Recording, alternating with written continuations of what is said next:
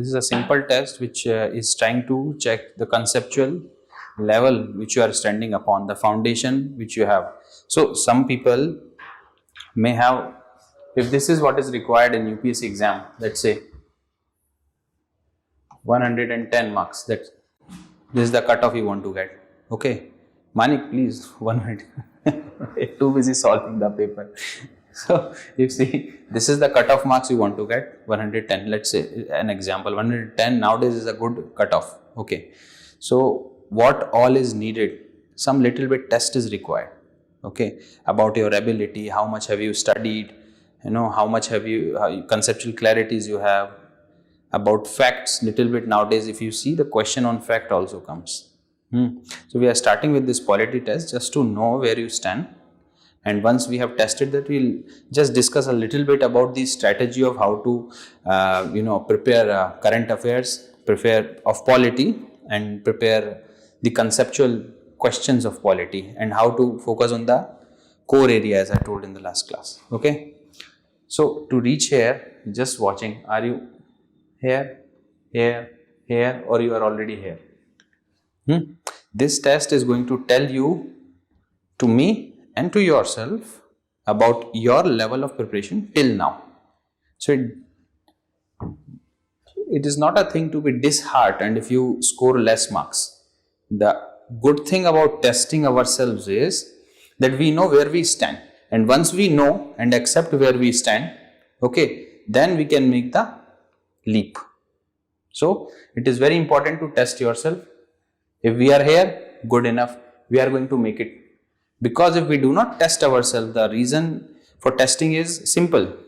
Whatever lacunas are there, whatever shortcomings are there in us, wherever we are lacking in particular subject, whole subject or several areas of a particular subject, we are going to cover it up. So testing is very important. You will be giving the discipline test and the test series also. So this is just a normal test to know. This is not like we are sharing one person's marks with the other person's marks. There's nothing to be afraid of. There's nothing to be shy about. Okay, so it will be confidential with us. You just solve the paper. After 30 minutes, we'll have a little bit of discussion about how things needs to be done, and then we can go on one-to-one sessions. We can discuss everything about the strategy. Okay, shall we start? So see, such kind of questions are asked in UPSC. Leave that. He just wanted you to test yourself. I have a little bit of feeling of what kind of questions are asked in UPSC and how you need to study. Am I audible to everybody online? Yes, okay.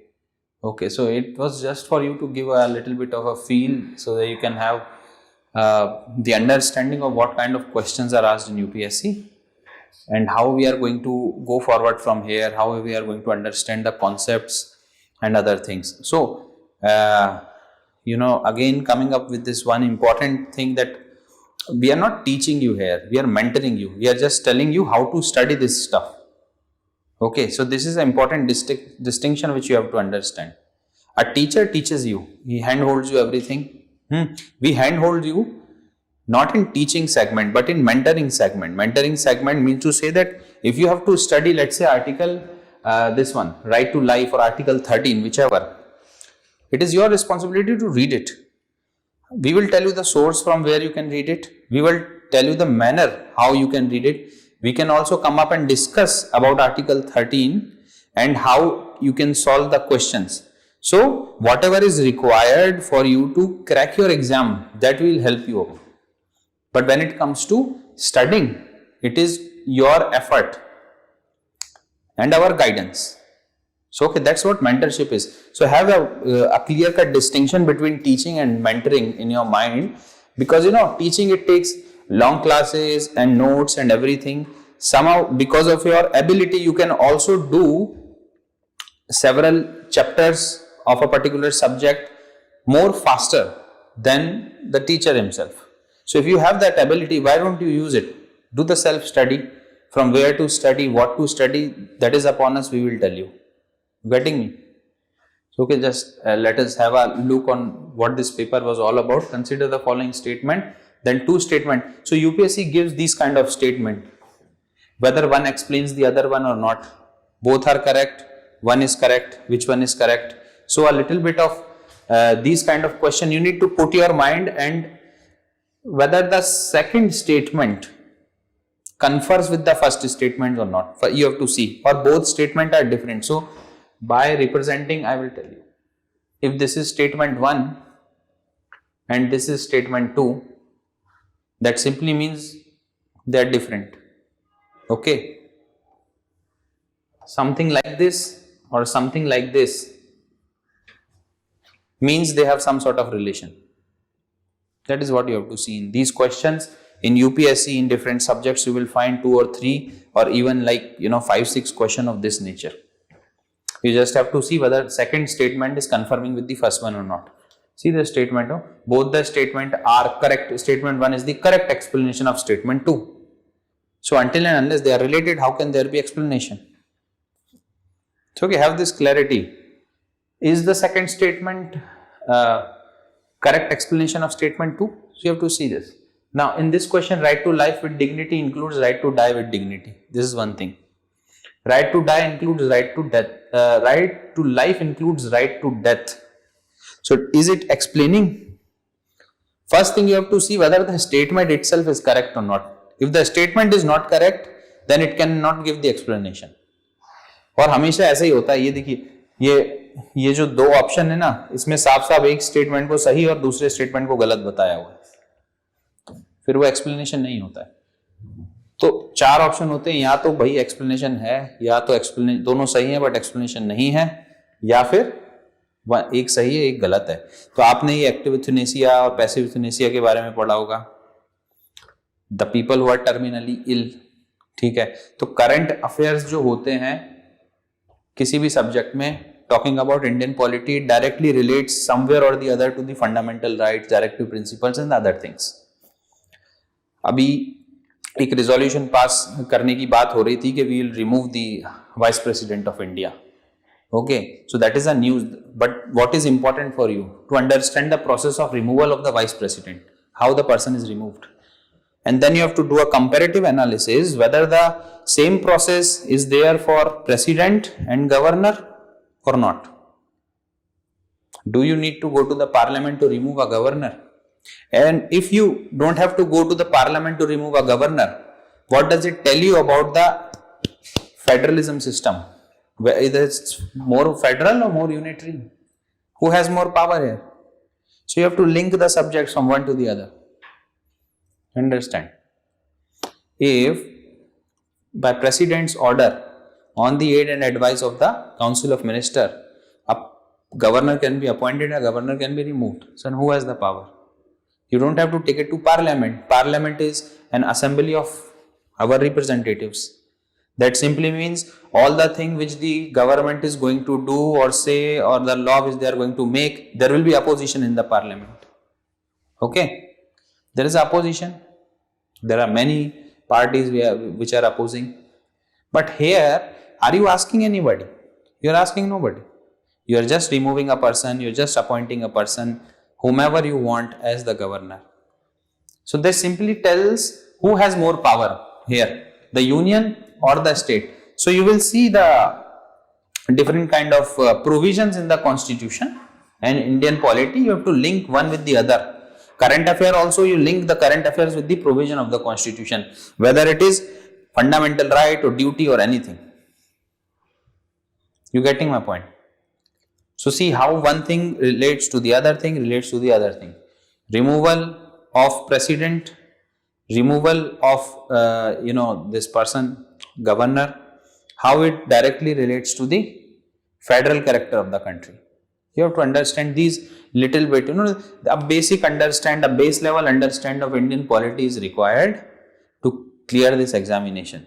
ज़्यादा कुछ करने की ज़रूरत नहीं है, आपको mains में भी और आपको प्री में भी सब जगह ये चीज़ें जो है ना वो हेल्प करेंगी. Just a basic understanding.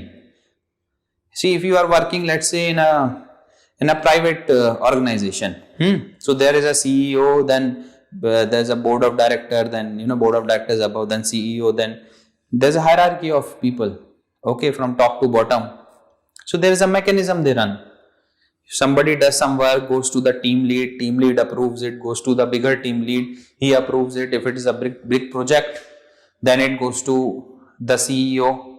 CEO puts it in front of the board of director, they approve it, the action is taken.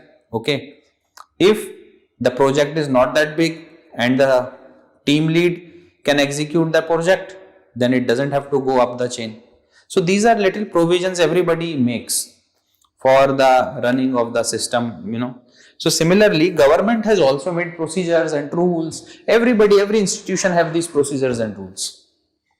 You will see rules are made in Supreme Court also, how the Supreme Court is going to run. One question was there, who makes the rule of the Supreme Court, whether the parliament or the, so it's an internal thing. Why will parliament make rules of running the Supreme Court? Parliament's job is to make laws. So this basic understanding is required. If you have the basic understanding, you don't even have to read too many books. You're reading the books and you're reading the material just to get this basic understanding of how an organization or governance is run. Online, you getting me? If there is any question, you can ask. Most of them are online. So how a country is run, how governments are run, and they are run very logically. Think about it. Let's say there is one coaching institute and there is another coaching institute. The rules of one coaching institute is made by the other coaching institute. Is it possible? Our rules are always made by the superior authority. Okay. And if there is autonomy in the system, for example, judiciary is not dependent on parliament for anything. Neither the vice versa is true. So they will make their own rules. Parliament make its own rules. Supreme Court makes its own rules. Okay. So that is the thing. But we have a system. Now it is the homework. You have to tell me who makes the rule for executive. Can executive make its own rules or not? Sometimes it is written, no, president makes the rules for. What does president means? President simply means the aid and advice of the Council of Ministers. And why? Because we are in a parliamentary form of democracy. In parliamentary form of democracy, what happens? It is not the will of the president or whim or fancy of the president. It is always the Council of Ministers aiding and advising. No discretion given. Only discretion is when the government fails and blah blah blah. But practically there is no discretion with the president. You tell me one situation when president has exercised his discretion. It's not there. So this is a form of government and a very strong form of government. Why? Because the executive is directly amalgamated, linked, or comes from the legislature. Very strong form of government. More stronger than the presidential form of government. Now, why I am telling this? It is more stronger. That's again a homework. Do it. All these little points, these are very much necessary for you to understand. If you have to read a subject, these are the points. The broader concept, if you understand, you will enjoy the subject. And once that enjoyment comes, these questions you will solve in no time. 30 minutes is nothing. You can solve this in 10 minutes and then do away with all this. Your whole paper will be solved very easily. So, okay, just try to see. 2 homeworks are given. Who makes the rules for the executive? First thing. And second thing, what was there? Weber, I just now told. The second homework, I was saying, no.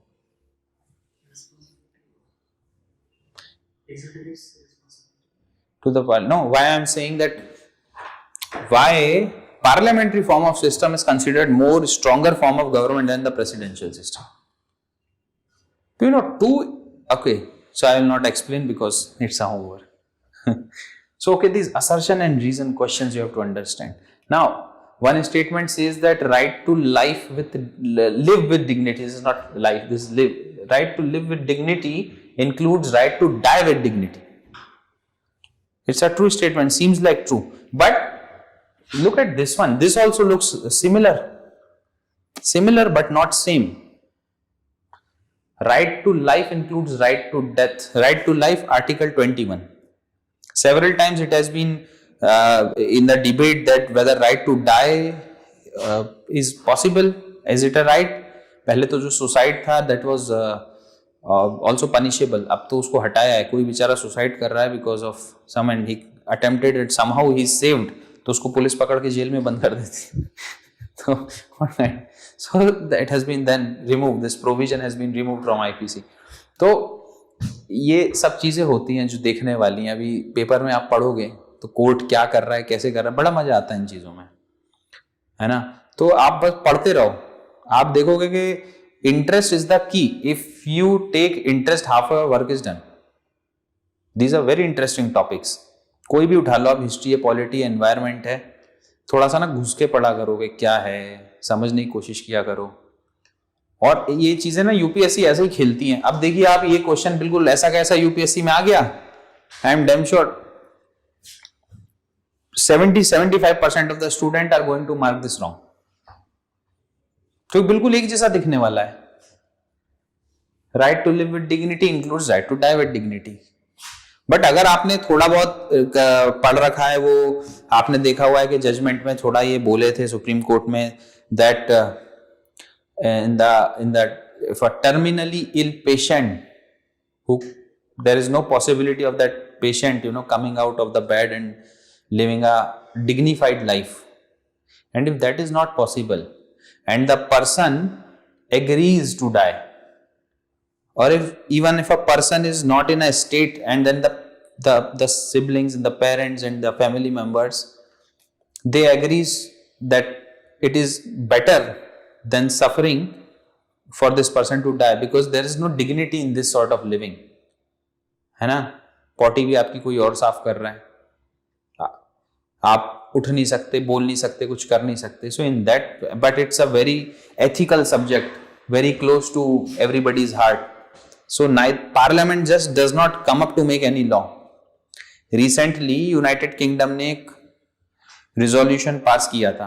The parliament of the United Kingdom passed a resolution in favour of passive euthanasia, not active, passive, कि भाई ठीक है, if terminally ill patient wants to die we can allow this. नहीं तो क्या हो रहा था कि everybody has to run to other countries, European countries such as Switzerland and other for this kind of death.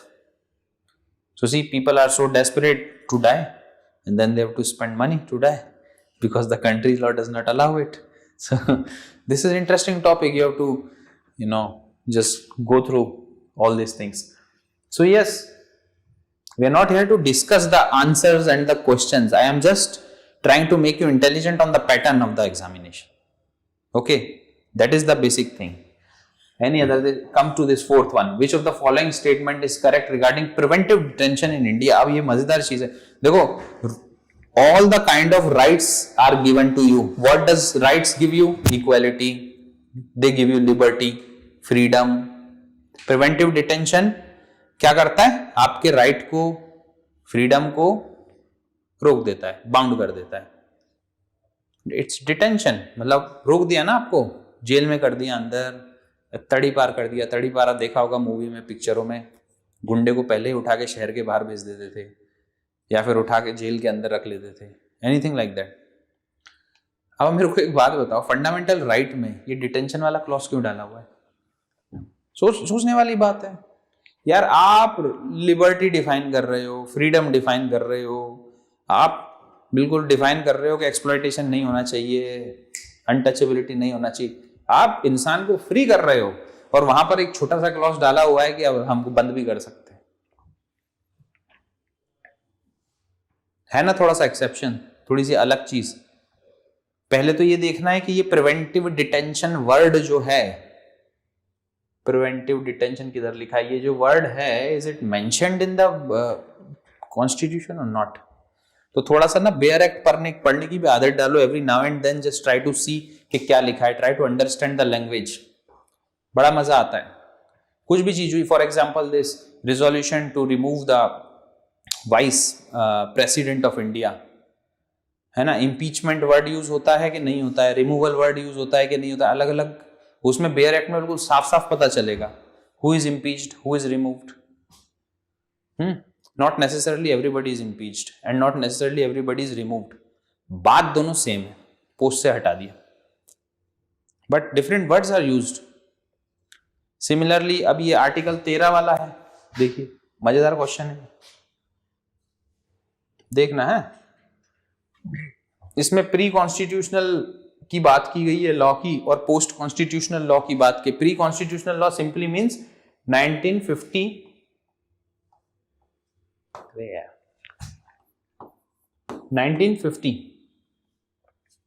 26 जनवरी से पहले वाले जो भी लॉज बने हुए हैं ना, वो प्री कॉन्स्टिट्यूशनल लॉज हैं। और जब एनफोर्समेंट ऑफ द कॉन्स्टिट्यूशन हुआ इस दिन, कमेंसमेंट ऑफ द कॉन्स्टिट्यूशन, इसके बाद जो भी लॉ बने वो पोस्ट। तो ये आर्टिकल 13 दोनों पे लागू होता है कि एक पे ही होता है, ये भी सोचने वाली बात है।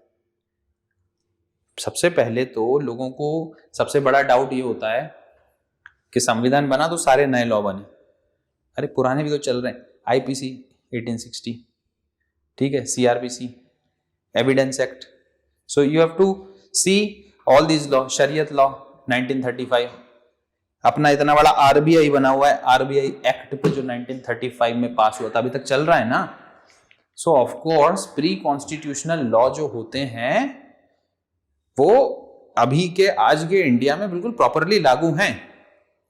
They were passed by and made by the assemblies of that time or the executive fiat or actions of that time. So they are given some sort of respect also in today's world and they are followed and they are running. ये बात पक्की है। अब इसमें ना अलग अलग, अगर कोई भी लॉ फंडामेंटल राइट के खिलाफ जा रहा है तो that is null and void, ये बात पता है। पर दो अलग अलग वर्ड्स यूज किए गए हैं। एक में बोला गया है कि if it is inconsistent with the fundamental right it is void, और दूसरे में बोला गया है if it abridges the fundamental right it is void. मजेदार चीज देखेंगे, ये अलग अलग डिस्टिंक्शन है। अगर आप प्री कॉन्स्टिट्यूशनल लॉज की बात करेंगे ना तो उसमें लिखा रहेगा if it is inconsistent with the fundamental right it is void. Post constitution में लिखा रहेगा if it abridges the fundamental right it is void. तो यूपीएससी क्या करता है ना, इन्हीं वर्ड्स के आगे पीछे खेलता रहता है, इस पे अपन ध्यान नहीं देते हैं। ये आपको ना बेसिक स्टैंडर्ड वाली किताबों में भी मिल जाते हैं, ये सेम के सेम वर्ड एनसीईआरटी में भी लिखे रहते हैं। तो आपको बहुत ध्यान से पढ़ना है all these things, you have to read it very carefully.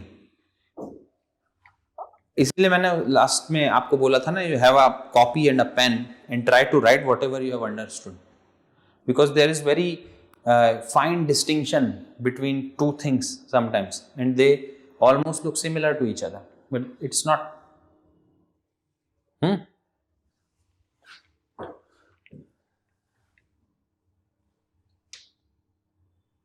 So this preventive detention can be detained for preventing an activity prejudicial to public interest. Public interest में अगर आपने कुछ भी ऐसा लगता है गवर्नमेंट अथॉरिटी को, if it feels from anywhere that you can do something, कुछ करवा सकते हो आप, 10-12 लोगों को इकट्ठा करवा के दंगे वंगे करवा सकते हो, और कुछ इंपॉर्टेंट डिसीजन या कुछ भी होने वाला है आपको पहले से उठा के जेल में डाल देते।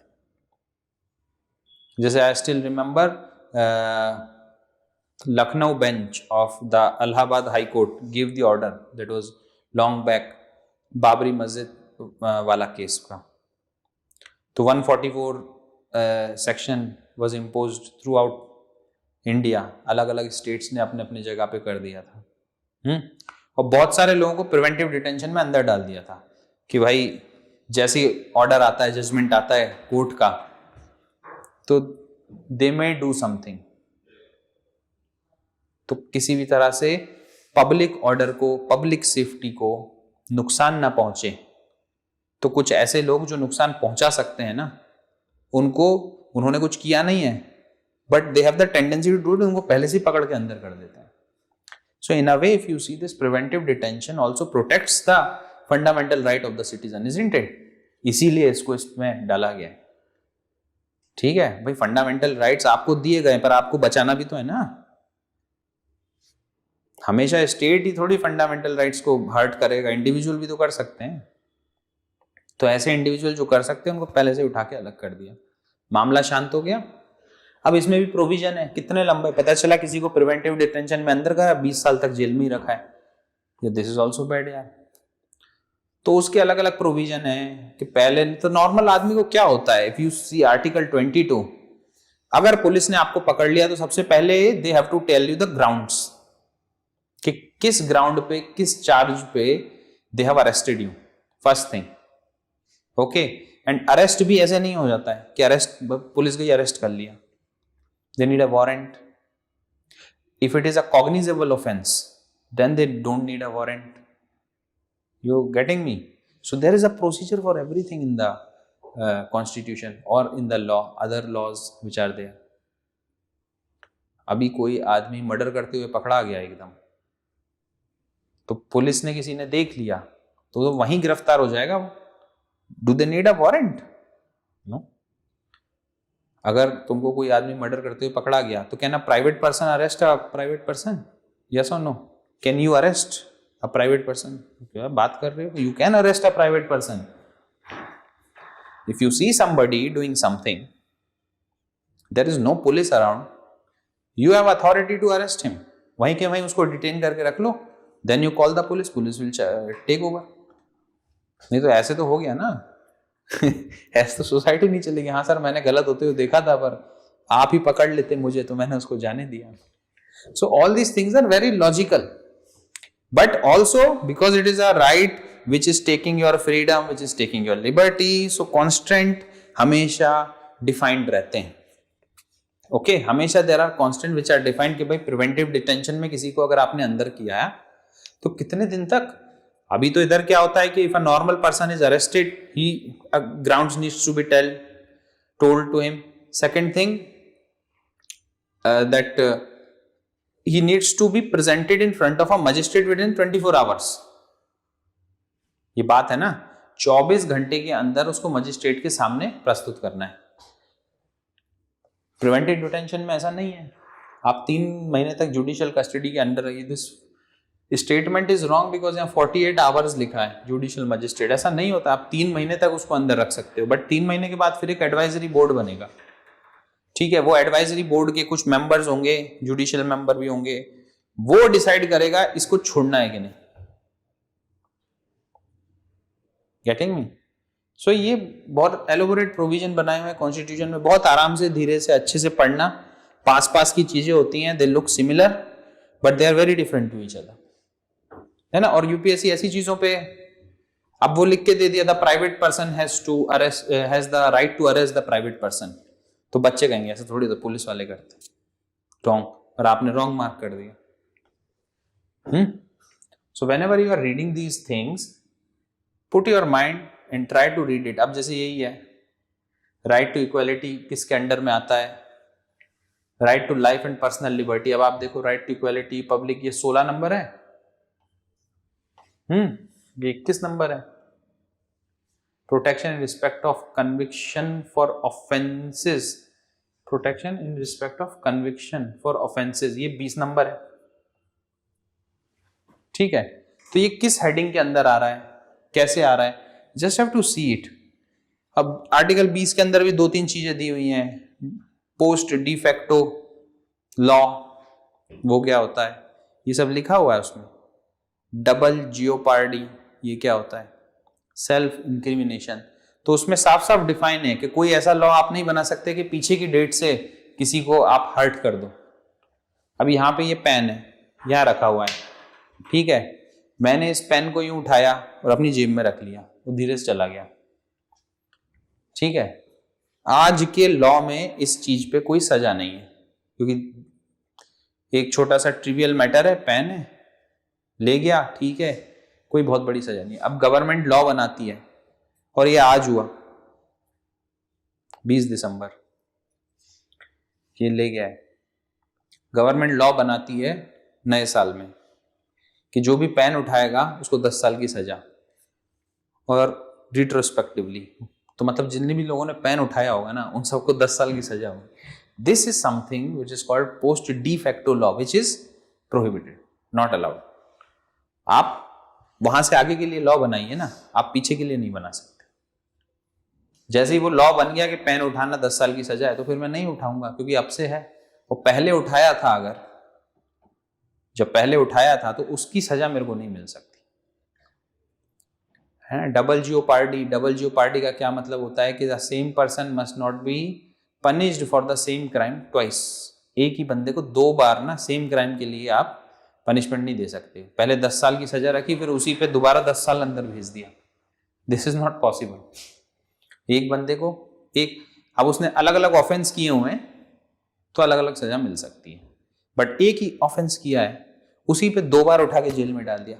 अब ये इसी तरह के, if somebody goes to let's say the jail and he has been awarded death sentence, पर उसको डेथ सेंटेंस दे ही नहीं रहे, 25 साल जेल में बिठाया रखा है, डेथ सेंटेंस हुआ नहीं और फिर बेचारे को पकड़ के फांसी पे चढ़ा दो। अरे तो आपने उसको डबल सजा दे दी ना सेम क्राइम की। पहले तो आपने उसकी उम्र कैद कर दी 25 साल तक, कैद ही है बहुत लंबी, 25 years are not less, and then you give him फांसी ऑल्सो। तो कोर्ट ने, this is a new interpretation of the court कि भाई फांसी दी है तो दो, जल्दी दो, उसको प्रोलॉन्ग क्यों कर रहे हो आप उसकी सफरिंग को, and it amounts to double punishment. तो ये वही मैं I am trying to tell you कि इंडियन पॉलिटी चलती कैसे है। This is how Indian polity works, this is how questions are asked, this is how you know UPSC picks up कि यहां पर बच्चा ना मिस्टेक करेगा, there is where the person is going to fail, there is where the person will be confused. तो आपको ये चीज सीखनी है, this is how you become intelligent. And once you know, आप एक ही बार या 2 बार में पढ़ के ना, या तो आप उसी को 20 बार पढ़ लो without this level of understanding और without this level of you being conscious about the question paper, UPSC question paper. आप उसको 20 या 25 बार भी पढ़ लोगे तो it is of no use. But जब आपको उस एंगल से पढ़ोगे ना कि अच्छा इसमें से ये पूछा जा सकता है, वो पूछा जा सकता है, ये पूछा जा सकता है, देन यू विल अंडरस्टैंड क्या how you have to study and how in 1 or 2 reading only, with saving so much of time and so much of effort, you can mark the questions correctly. ठीक है। एक तो वो होता है कि यार मैंने पढ़ा था कहीं मुझे याद आ रहा है, एक वो होता है जो आपने कॉन्शियसली पढ़ा है, that yes you have understood that and you know about it. तो आपको इस लेवल पे जाना है, and slowly we will reach there with preparation.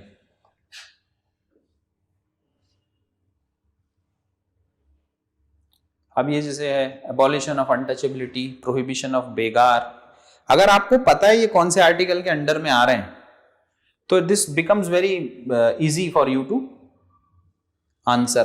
अब देखो एबॉलिशन ऑफ अनटचेबिलिटी ये 17 के अंडर है, prohibition of begar, right to exploitation आपने पढ़ा होगा, 2 हैं अलग अलग, 23 नंबर और 24 नंबर।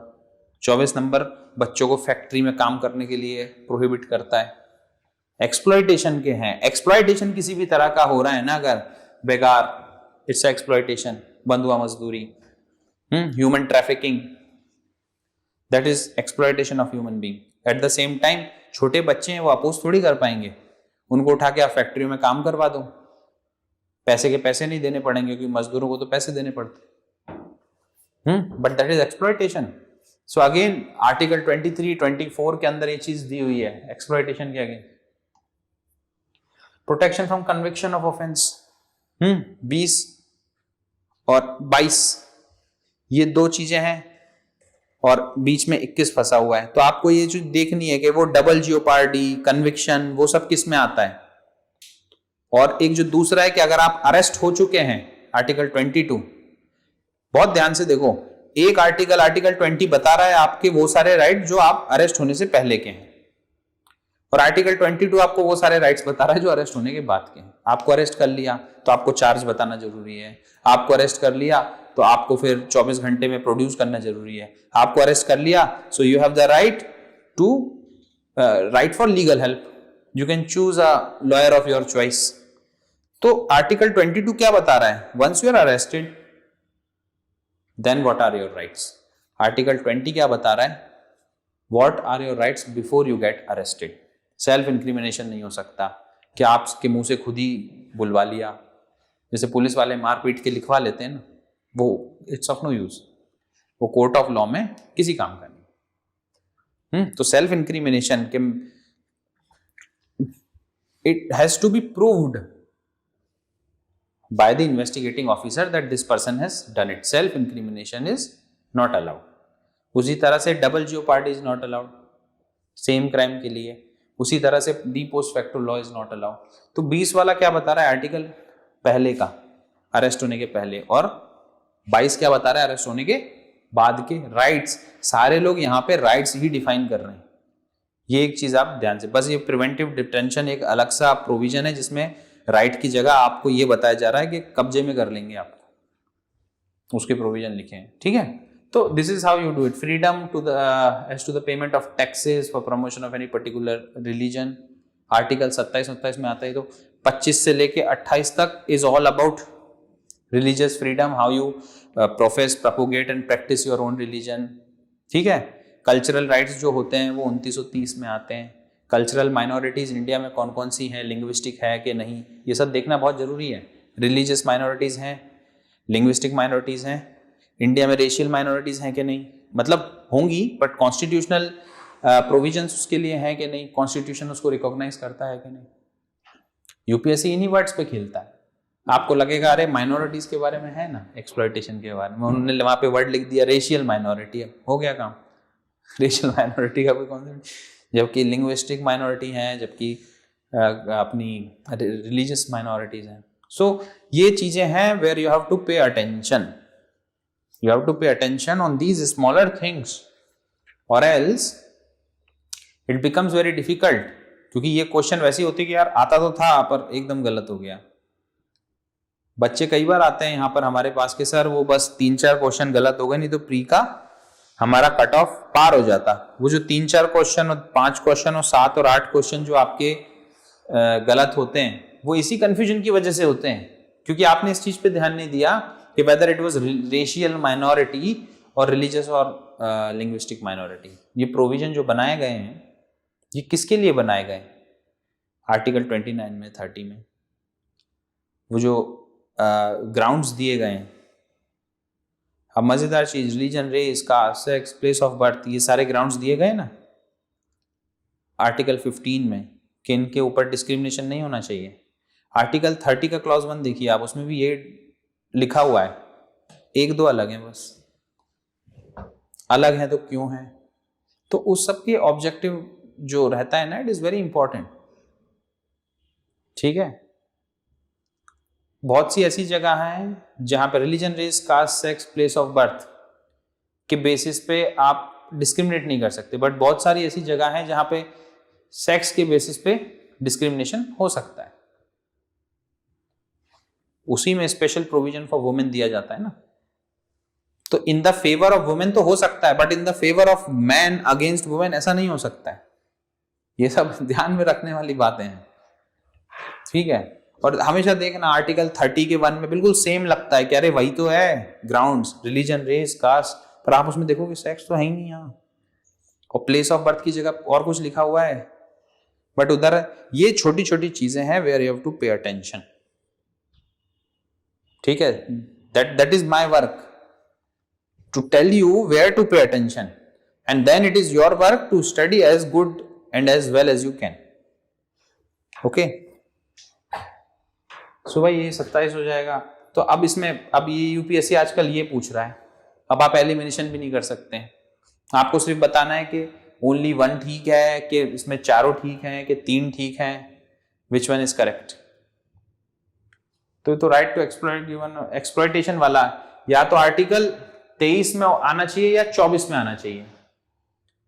इनमें से तो नहीं आ रहा है, तो नहीं आ रहा है तो ओनली 1 इज करेक्ट। तो इस तरह से आपको देखना है ये चीजें। फिर से देखिए असेसमेंट, ये स्टेटमेंट्स वाला question, a free society enables all its members to develop their potential with the minimum of social constraints. Freedom is about expanding the abilities of one self, ये भी ठीक लग रहा है सुनने में। Freedom is said to exist when external constraints are absent, ये भी ठीक लग रहा है सुनने में। तो फिर क्या होगा? Statement 2 and Statement 3 are correct and both of them are the explanation of Statement 1. Again 1, 2, 3 है, वही आप 2 और ये 3। आपको ये चीज देखना है इनमें कि ये तीनों आपस में रिलेटेड हैं कि नहीं। सबसे पहले तो देखिए इन क्वेश्चन को सॉल्व करने के लिए सबसे आसान तरीका है, the best thing is to see whether a particular statement is correct और not. If it is not correct then it will never be a explanation of something else. Very easy, just see whether the statement is correct or not. If you think and feel the statement is correct or not, you just have to see whether one is linked with the other or different. कोई भी overlapping हो रही है कहीं पर भी इस तरह की या इस तरह की, अगर हो रही है तो गुड इनफ, नहीं हो रही है तो it is not a correct explanation. But इस सेंस में अगर आप देखें, a free society enables all its members to develop their potential with the minimum of social constant. तो आप पे सोशल कांस्टेंट तो बहुत कम है, ठीक है, जो आप पे दायरे लगाए जा सकते हैं, ऑब्लिगेशंस लगाए जा सकते हैं, लिमिट्स लगाई जा सकती हैं, दे आर वेरी लेस। और in the absence of those constant, देखो आप, freedom exist when external constants are absent. You are free to go anywhere. अब जैसे ऐसे होते हैं ना, साउथ अफ्रीका में क्या हुआ था गांधी जी के साथ, उन्होंने किस चीज का विरोध किया था कि भैया जितने भी मजदूर लोग भारत से आए हैं, जो भी इंडिया के लोग हैं, वो सब आईडी कार्ड पहन के घूमेंगे। अभी क्या बात हुई, अब आपको अगर गवर्नमेंट यहाँ पे बोल दे कि आधार कार्ड गले में टांग के घूमो, तो क्या ही पूरा फैशन स्टेटमेंट बिगड़ जाएगा लोगों, ठीक है ना। तो दैट इज द इशू कि किसी भी तरह का जो एक्सटर्नल कॉन्स्टेंट होता है can be from anybody, from individual, from organization, private or government organization, or from the legislature or from anybody, ठीक है। अगर उनका एब्सेंस होगा तभी तो फ्रीडम होगी, बट फ्रीडम फिर से एब्सोल्यूट नहीं है कि मैं कुछ भी करूंगा, आपको लॉ के दायरे में रहना पड़ेगा। बट लॉ इतना स्ट्रांग भी नहीं होना चाहिए या लॉ इतना कॉन्स्टेंट वाला भी नहीं होना चाहिए कि वो पूरा आपके ऊपर ना, आपके सर पे बैठ जाए और you are not free to do anything, you know, it just doesn't become possible for you to do anything. So ये सब चीजें देखनी है। सो आई थिंक स्टेटमेंट 3 तो इससे लिंक हो रहा है। स्टेटमेंट 2 देखिए आप, freedom is about expanding the abilities of one self, ये भी उस पर लिंक हो रहा है। Enables its member to develop their potential, इस लाइन से सीधा सीधा लिंक हो रहा है expansion of abilities of one self with the minimum of social constant, ये सेकंड वाली लाइन से थर्ड वाला लिंक हो रहा है। Freedom is said to exist when external constraints are absent। तो ये तीनों एक दूसरे से लिंक हो रहे हैं। So 2 and 3 is the correct explanation of 1, ठीक है, तो A मार्क हो जाएगा। तो इस तरह से आपको थोड़ा सोच के इसका जवाब देना है। ये शायद देखिए, अब ये जैसे prospective in nature, retrospective in nature, अपन ने बात की ना, पेन वाला एग्जांपल मैंने दिया था। When you can make a law, it can not be retrospective. Retrospective simply means tax laws जो होते हैं ना, that can be retrospective. Civil जो लॉज होते हैं they can be retrospective, criminal can not be, ठीक है। तो अब ये जो है ये इनका, अब मान लीजिए कि कोई लॉ था, है ना, 1940s में, और उस 1940s के लॉ के हिसाब से कुछ ना कुछ काम हुए थे। अब नए इंडिया में when the commencement of the constitution happened, अपन ने कुछ नए लॉज बनाए और उसकी वजह से वो जो पुराने लॉ थे वो नल एंड वॉइड हो गए। बट उन लॉ के हिसाब से जो डिसीजन मेकिंग हुई थी उनका क्या, वो भी नल एंड वॉइड हो जाएंगी क्या? भाई एक सिंपल सी चीज है, आपको नाली बनाने का टैक्स देना पड़ता था पहले सबको, कि भाई नाली का टैक्स, और आपने खूब सारा टैक्स दिया है।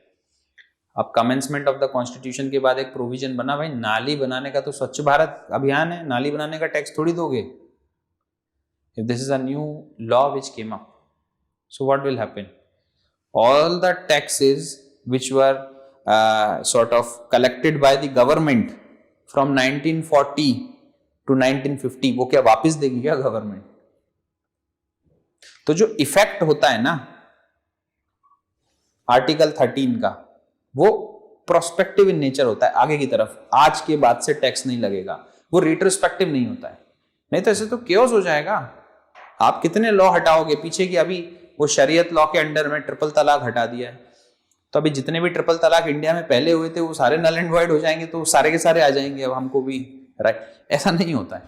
तो आपको ये लॉजिकली समझने वाली चीजें हैं। Article 13 is prospective in nature, of course it will be prospective in nature, नहीं तो ये सब हो जाएगा ना। So sometimes it is pure logic. और आपको ना ये जो presence of mind, logic, this is what they are testing. It is not about reading the book again and again. Believe me, UPSC is not about reading the book again and again. They are not going to ask you from books. They ask you from those points where you can make mistake, where there is a possibility that you have not paid attention. They want you to be smart. This is the question paper of smartness. बहुत studious अगर आप हैं, बहुत सारे बच्चे जो बहुत studious हैं, नहीं निकलता है पेपर। क्यों? लॉजिक अप्लाई नहीं करते हैं। क्यों? क्योंकि उस चीज को उतनी अंडरस्टैंडिंग के साथ वो नहीं देखते हैं इन अ ब्रॉडर पर्सपेक्टिव जितना देखा जाना चाहिए। अब जैसे यही है, is it prospective in nature और रिट्रोस्पेक्टिव इन नेचर, कहीं नहीं मिलेगा लिखा हुआ, ये थोड़ी लिखा हुआ मिलता है, but you have to just apply your mind. अब जैसे ये वाला, you have to apply your mind. So UPSC is more about your ability to apply your mind on anything which you know. तो आपको अगर अपने राइट्स पता है तो आप उसको, फंडामेंटल राइट्स को, you can manoeuvre your way, you can see do things in a different light altogether. ठीक है? If you are conscious enough about that particular thing, okay, they may ask this, they may ask this. That is why we always say try to predict your question paper. If you try to predict your question paper, what UPSC may ask, your preparation will be much better. You are not going to revise the same topics over and over again, which is of no use. Same topic, same old thing, revising again and again. You must have seen people who have given 5 mains, they cannot clear mains. They are giving 5 mains next year also because they have good hold over prelims exam. But what about, because UPSC is not going to give you a certificate कि इनने 5 prelim, इनने 5 mains लिखे हैं भाई ने, they are not going to give you. Okay, so what you have to clear the whole paper, prelims, mains and interview. You have to score good marks in interview, score good marks in mains, so that you make it to the final list. So you have to be smart enough for that, and these kind of things which I am explaining is going to make you smart when you read a subject. Just reading a subject कि sir मैं revise कर लूँ, sir मैं ये कर लूँ, अरे you have to be intelligent about the subject. You have to see the distinctions, you have to see the differences between similar things. मजा भी आता है पढ़ने में, but you have to see it like this. एक एक word पकड़ो, यहाँ पे ये क्यों है, वहाँ पे वो क्यों है, वहाँ पे वो डिफरेंस है, यहाँ पे ये डिफरेंस है। जजेस की सैलरी आती कंसोलिडेटेड फंड ऑफ इंडिया से कि नहीं? सुप्रीम कोर्ट की सैलरी, जजेस की सैलरी कहाँ से आती है? हाई कोर्ट के जज की सैलरी कहाँ से आती है? कंसोलिडेटेड फंड ऑफ इंडिया भी है, कंसोलिडेटेड फंड ऑफ स्टेट भी है, बट जज तो जो हैं स्टेट के, हाई कोर्ट के जजेस जो हैं वो तो ऑलमोस्ट उनकी जो जुरिस्डिक्शन है वो स्टेट पे ही लागू हो रही है, बट हमारी तो इंटीग्रेटेड जुडिशरी है, तो फिर उनकी पेंशन है कहाँ से आती? ये सारी चीज़ों के प्रोविजन ना सब लिखे हुए हैं कि रिटायरमेंट के बाद पेंशन कंसोलिडेटेड फंड से आती है, बट जो सैलरीज बनती हैं वो कंसोलिडेटेड फंड ऑफ स्टेट से बनती हैं। किसकी? हाई कोर्ट के जजों, नॉट सुप्रीम कोर्ट के जजों की। तो पता चला कोई सुप्रीम कोर्ट का जज अगर यूपी से है तो यूपी वाले उसकी सैलरी दे रहे हैं, ऐसा नहीं होगा कि भाई हमने भेजा है बंदा। तो ये थोड़ी है ना, छोटे छोटे लॉजिक हैं। अरे भाई जिस स्टेट में काम कर रहा है कंसोलिडेटेड फंड, वहीं से तो सैलरी बंधेगी ना, and since it is a unified judiciary, वो स्टेट गवर्नमेंट का एम्प्लॉय है क्या? नहीं ना, तो पेंशन थोड़ी स्टेट देगा उसको, पेंशन कहां से आएगी? फिर तो सेंटर ही देगा ना पेंशन उसको, because we have integrated judiciary. तो ये सब समझना है आपको। जब स्टेट जुडिशियल सर्विस से जो लोग आ रहे हैं उनकी सैलरी और उनका पेंशन कौन देता है? अब वो तो एग्जाम दे के आए ना, तो इसलिए स्टेट ही देगा। तो we have to understand this difference similarities and differences between similarities. Same thing and similar thing, those are two different things. Same thing तो बिल्कुल सेम होता है, exactly identical, बट सिमिलर चीज ऐसे होती है कि यार तुम उसकी तरह दिखते हो बट तुम वो नहीं हो, यू आर डिफरेंट.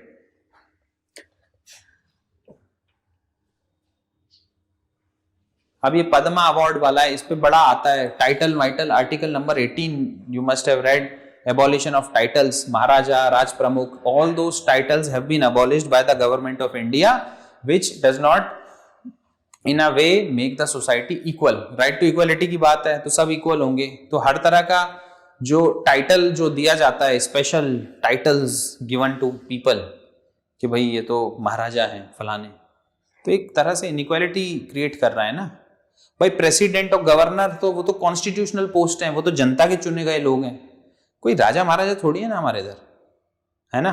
तो what happens in that any kind of this titles which were given, अरे आप अपना टाइटल रख लो, आप अपने नाम के आगे महाराजा लगा लो, किसी को कोई दिक्कत नहीं है, पर गवर्नमेंट नहीं लगाएगी, है ना. You can do anything with your name, it's your name. Then what about those people who have been given Padam Shri, Padam Bhushan, Padam Vibhushan and Bharat Ratna? Can they use the name? Can they use that prefix or suffix with their name? What about the PhD holder? They write doctor in front of their name. The doctor, the medical wala doctor also writes doctor. Okay, the one who is an IAS officer writes his name and suffix is IAS. Okay, so the point is who can actually use these titles. Sometimes these titles have been used just to impress people. अरे भाई भारत रत्न या फिर पद्म श्री फलाने फलाने आ रहे हैं. So they also act as a title. So they have been abolished by the government. No, titles have been abolished by the constitution itself. It creates some sort of inequality. But at the same time अगर आप ध्यान से देखें तो meritocracy के ऊपर, merit है ना अगर किसी की, उसके ऊपर, या फिर मिलिट्री डिस्टिंक्शन है, कर्नल, ब्रिगेडियर, फील्ड मार्शल, उसके ऊपर भी इसको भी टाइटल मानेंगे क्या? Are they also considered title? That is something we have to understand. अगर मेरिट के बेस पे किसी को कोई टाइटल मिल रहा है, आपने वो भी रिमूव कर दिया, तो फिर इंसेंटिव कहां से है? क्यों करे वो आदमी कुछ भी काम? Okay, so somebody who has done a PhD must be given the name of a doctor, a suffix or a prefix of a doctor. The doctor XYZ, this is the name. So that is not considered as a title, but rest other things are considered as title. So this is what you have to see. Padam are conferred on distinguished services. Of course, you have to do some service, नहीं तो government किसी को भी देगी. अपना बंदे हो, सारे भर लिए. Only individuals are eligible. So you have to see, no, not only individuals. There are organizations also who can be given this Padma Award. और Padma Award के अंदर कौन से आते हैं? पद्म कैटेगरी के अवार्ड हैं 3, Padma Shri, Padma Bhushan, Padma Vibhushan. Then the highest civilian award is Bharat Ratna. Military वाले कौन से अवार्ड होते हैं? परमवीर चक्र. परमवीर चक्र कब? फाइटिंग टाइम में होता है कि पीस टाइम में होता है? तो पीस टाइम वाला कौन सा होता है? कीर्ति चक्र होता है क्या? पीस टाइम में मेजर उन्नी कृष्णन को मिला था when he fought against terrorist in Mumbai. Again third homework, just see Paramvir Chakra in the fight, in the war. Manoj Pande, एक पे मूवी बनी थी, what was his name? Paramvir Chakra. That's the point. अभी मैं पूछूंगा कि पठान में कौन था तो everybody can tell, but when it comes to Paramvir Chakra nobody knows. So you must know actually at least the national heroes who have been given the Paramveer Chakra for the service of the country. So this is what you have to see. Preamble of the constitution, you have to see, they have to pay attention to preamble. We the people of India solemnly resolve India and constitute India into a sovereign, socialist, secular republic. We use those 5 things: sovereign, socialist. Just try to also know the order. Sometimes UPSC also asks the order: sovereign, socialist, secular, democratic, republic. You must know the order. Okay. Then comes, what does preamble secures, what does it promotes, and what does it ensures? That is the point. Can fraternity be assured or secured? आप तो ये बताओ, this fraternity word, can it be secured? Fraternity, brotherhood, all these things, nobody can ensure this or secure this. यार मेरा मन, मैं जाके road पे लड़ने लगा, हो गया फ्रेटर्निटी। सिक्योरिटी दी सकती है कि नहीं भाई ये इससे नहीं लड़ेगा, वी आर सिक्योरिंग इट और we are ensuring it. Nobody can say. आदमी है, कुछ भी कर सकता है। So it is always promoted. Fraternity is always promoted. We can promote fraternity, we can promote brotherhood, but we can not secure brotherhood. What we can secure? We can secure liberty through law, that if your liberty is hurt or infringed or abridged, there is law to take care of it. Similarly, freedom, equality, justice, all these things, they can be secured. But fraternity cannot be secured. It can always be promoted. So fraternity actually is promoted, not secured. And then all these things are done to assure, assurity किसकी? Unity of the individual, unity, dignity of the individual, unity of the country. So which one is the correct answer? Assures the unity and integrity of the nation and also the dignity of the individual. These things are assured. See, how can something protect the sovereignty? This is very logical. Sovereignty, it's a sort of nature of state, that a state is sovereign. Nobody is protecting that sovereignty, no. It is what it is. Apple is apple. अब उसके अंदर, Apple के अंदर iron है, तो आप ये नहीं, वो नहीं कह सकते ना वी इन्फ्यूज इट या फिर we protect the iron in apple. No, it is there, it is the property. So India जो है, इंडिया का जो स्टेट है, उसकी प्रॉपर्टी है sovereignty. So this statement is wrong. So you have to be mindful when you are solving the question paper. देखिए कितने कितने छोटे छोटे distinctions हैं. That is what I am telling you. If you see the preamble and if you read it carefully, everybody knows कि हाँ सारे लोग बताते हैं India is a sovereign, socialist, secular, democratic republic. But the moment you come कि क्या क्या दिया, liberty, equality, fraternity coming from French Revolution, justice coming from Russian Revolution, ये है वो है, आपने सब पढ़ लिया। फिर यूपीएससी एक क्वेश्चन पूछा, what is secured, what is assured, what is enforce और whatever, and then you don't know. अरे भाई आपने पढ़ लिया, अच्छी बात, ये तो पता होना चाहिए ना सिक्योर क्या हो रहा है। What are the things which are secured, what are the things which are assured, and what are the things which are promoted. So when you read something, that is the level where you have to pay attention to, that you have to just think that okay, you know, this is the difference.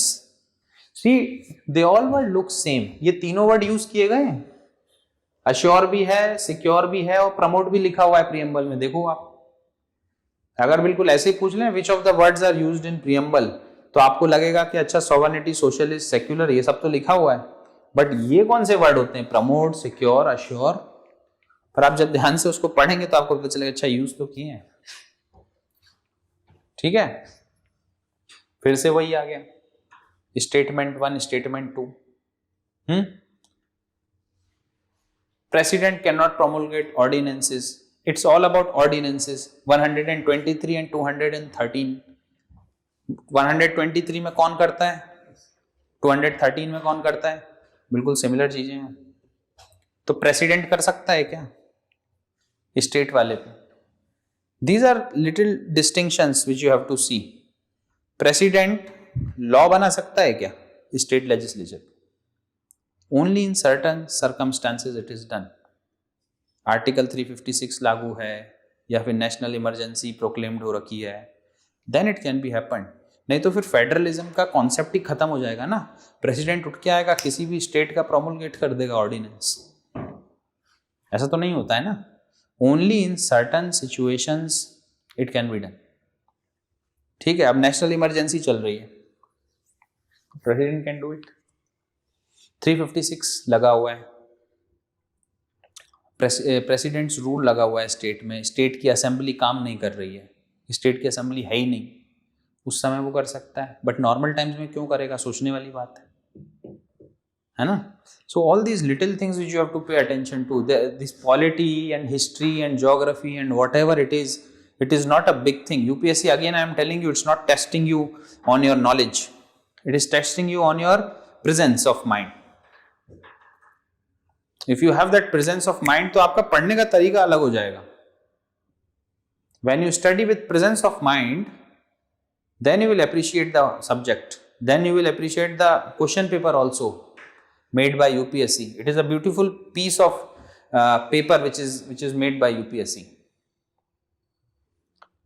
But the thing is, we start to criticize it like, okay, तो state PSC की तरह हो रहा है, तो ये it is just testing your presence of mind.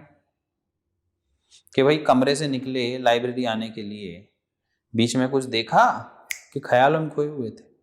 अगर बीच में कुछ देखा, क्योंकि उनको जो IAS चाहिए, उनको तो ऐसा चाहिए कि ये बीच में कुछ देखे, he should be present in the moment. That is what they are testing. Additionally, they are testing your hard work. ठीक है? So these are the things which you have to understand, that whenever you read something, read with the presence of mind. It's not about mugging up everything. Try to find out logic behind it. क्या है यार, ordinance ही तो है। अब ordinance क्या होता है? Ordinance कोई भी अगर पार्लियामेंट या राज्यसभा में से कोई एक भी चल रहा है तो पास नहीं होता है। अब ये बात आपको पता है, तो मतलब दोनों का सेशन नहीं चल रहा होना चाहिए, और कोई ऐसी कंडीशन बन गई कि अभी किसी लॉ की जरूरत है, तो फटाक से प्रेसिडेंट ऑर्डिनेंस पास कर देता है। तो क्या स्टेट में भी करेगा? प्रोविजन सेम लगेंगे, सिमिलर प्रोविजंस जो नेशनल इमरजेंसी के। स्टेट जो पार्लियामेंट है वो लॉ बना सकती है क्या स्टेट का? भाई ठीक है, इंडिया हैज अ यूनिटरी बाइस, पर इसका मतलब ये थोड़ी है ना कि federal structure is missing. We do have a federal structure also.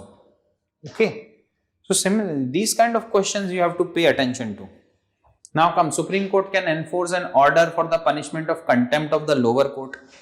अब जब वो यही नहीं कर पाएगा तो उसको सुप्रीम क्यों बोलते हैं भाई? सोचो सुप्रीम क्यों बोलते हैं? ये कोर्ट ऑफ रिकॉर्ड है, कोर्ट ऑफ रिकॉर्ड है ना, अलग अलग आर्टिकल हैं इसके। 129 आर्टिकल बोलता है it is a court of record.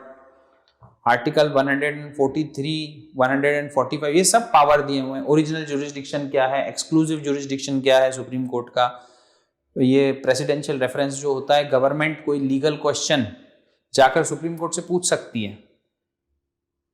ठीक है, कि सर आप ये दिक्कत है बताओ।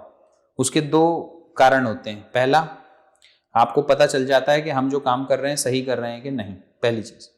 सेकंड चीज, अगर हमने लॉ बना दिया है ना, तो लॉ बनाने के बाद कहीं सुप्रीम कोर्ट उसको स्ट्रक डाउन ना कर दे, तो पहले ही पूछ लो, तो इट कैन हैपन। बट हमेशा नहीं गवर्नमेंट जाती है, अब हमेशा रोज ही जाने लगी पूछने के सर बता दो ठीक है कि नहीं, that is also not good ना। So these kind of things, so it can punish for the contempt of the lower court. Of course, it has the power to punish for the contempt of itself and the lower courts. Lower courts includes everything, नीचे तक पूरा। कोई judicial tribunal भी है ना, तो उसका contempt अगर कर दिया तो सुप्रीम कोर्ट सीधा पकड़ लेती है। Supreme Court advice is binding on the matters referred to it by the president. अभी एडवाइजरी मामला है ये सब, प्रेसिडेंशियल रेफरेंस के मैंने आपसे एडवाइस मांगी, अब आपने जो एडवाइस दे दी, तो इसका मतलब ये थोड़ी है कि अरे भाई हमारा भी तो कुछ डिस्क्रिशन है, एग्जीक्यूटिव कहेगा या पार्लियामेंट कहेगा, भाई हमारा भी तो डिस्क्रिशन है। We are asking you for an advice that can not be binding on us. तो again a little bit of logic comes into play. हाँ, इसमें एक प्रोविजन जरूर है कि अगर कोई भी क्वेश्चन प्री कॉन्स्टिट्यूशनल एरा के रिगार्डिंग पूछा गया, any matter with regards to the pre constitutional time, 26 जनवरी 1950 के पहले के जो भी लॉ हैं उनमें अगर रेफरेंस मांगा गया, उनमें अगर एडवाइस मांगी गई सुप्रीम कोर्ट से, तो सुप्रीम कोर्ट को देना पड़ती है, फिर वो पीछे नहीं हट सकता। बाकी सारे केसेस में अभी जो पार्लियामेंट चल रही है, अभी जो सोसाइटी चल रही है, बिल्कुल गवर्नमेंट रनिंग है, और अभी के अभी कुछ मामला अगर कोर्ट में पूछ लिया गवर्नमेंट ने कि इस पे आपका क्या एडवाइस है, तो वो कह सकता है कि मेरी कोई एडवाइस नहीं, आप जाओ। So it can refuse to give advice, but once it gives advice, that advice is not binding. Now it does not matter the advice is regarding the pre constitutional law और the post constitutional law, advice binding नहीं है, पर supreme Court के ऊपर यह जरूर binding है कि आपको एडवाइस देना पड़ेगी अगर पुरानी बात है तो, और अगर नई और अभी की बात है तो जरूरी नहीं है आप एडवाइस दो, आप मना भी कर सकते हो। These are little provisions you need to see. The parliament makes the rules. देखो वही अपन बात कर रहे थे, पार्लियामेंट क्यों बनाएगा कोर्ट का रूल यार? कोर्ट खुद बनाएगा ना खुद का रूल, रूल्स हैं ये तो। अरे यार आपका घर कैसे चलेगा, आप बनाओगे ना रूल इसका। आपको ब्रॉडली ये चीज समझा दी गई है कि जो भी आपकी फैक्ट्री चल रही है ना, उससे बाहर के लोगों के राइट्स को खतरा नहीं होना चाहिए। अब आप देख लो, अब जो रूल्स हैं वो तो आप खुद बनाओगे अंदर, कि हमारी सप्लाई चेन कैसी चलेगी, हमारी क्या क्या कैसा कैसा रहेगा, everything, all kind of rules. Who is going to make this rules? The house itself. So similarly Supreme Court makes the rule for itself, Parliament doesn't make rule for it.